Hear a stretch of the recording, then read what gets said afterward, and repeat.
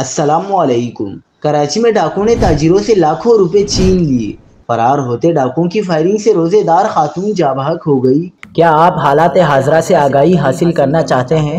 خبر کے پیچھے چھپے اصل حقائق جاننا چاہتے ہیں تو ابھی سبسکرائب کیجئے جلمل پاکستان کو اور ساتھ ہی گھنٹی کے نشان پر کلک کر دیں۔